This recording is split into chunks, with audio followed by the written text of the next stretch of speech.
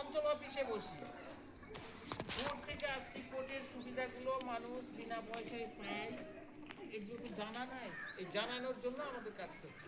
কোর্টে আমাদের অফিস হচ্ছে এটা, জেলা আইনি পরিষেবা কর্তৃপক্ষ বা ডিএলএস অফিস বললে হবে, ডিস্ট্রিক্ট লিগ্যাল সার্ভিস অথরিটি। এই সময় যদি মনে না থাকে, অঞ্চল অফিসে গিয়ে প্রধানকে বললে প্রধান বলে দিবে, বা কোর্টে গিয়ে যদি বলা যায় যে আমি বিনা পয়সায় উকিল পাওয়া যায়, এই অফিসে যাবে যে কোনো জন।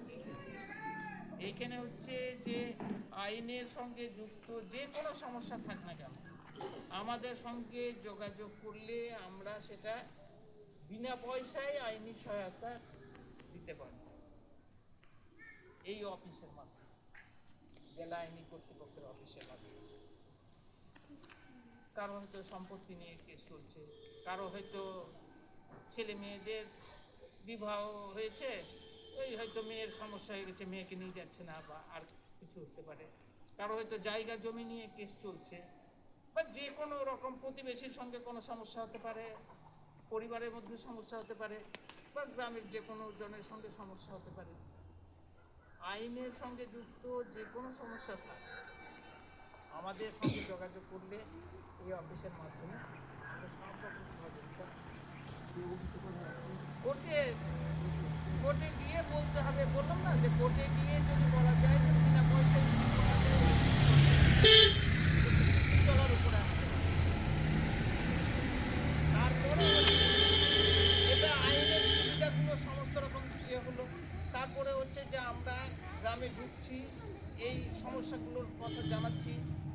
জেলখানায় কেউ চলে গেছে, বাড়ির সঙ্গে যোগাযোগ করতে পারছে না, বা বাড়ির সঙ্গে যোগাযোগ করছে, আর্থিক অবস্থা ভালো না, ওখানে জেলখানাও আমাদের লোক যায়।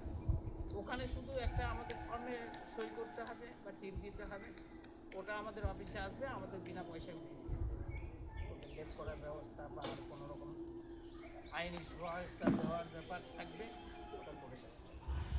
তারপরে হচ্ছে যে আমরা গ্রামে অনেক সময় দেখি যে অল্প বয়সী ছেলে মেয়ে বিয়ে হয়ে যায়, মেয়ের বয়স 18 বছর, ছেলের বয়স 21 বছর।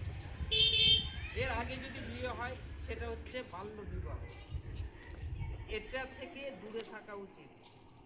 এই বিবাহ কোনো বাপ মা যদি ছেলে মেয়েদের দেয়, তবে ছেলে মেয়েরা অপরাধী, ওরা যেহেতু বিয়ে করছে, বাবা মা অপরাধী। ওই বিয়ের সঙ্গে যুক্ত আত্মীয় স্বজন যতজন আছে সবাই অপরাধী। সুতরাং এখান থেকে এই কাজ থেকে আমাদের দূরে থাকা উচিত। এটা আইনত দণ্ডনীয় অপরাধ, জেল জরিমানা 2 হতে পারে। এখানে আমরা মানুষ সজাগ হোক।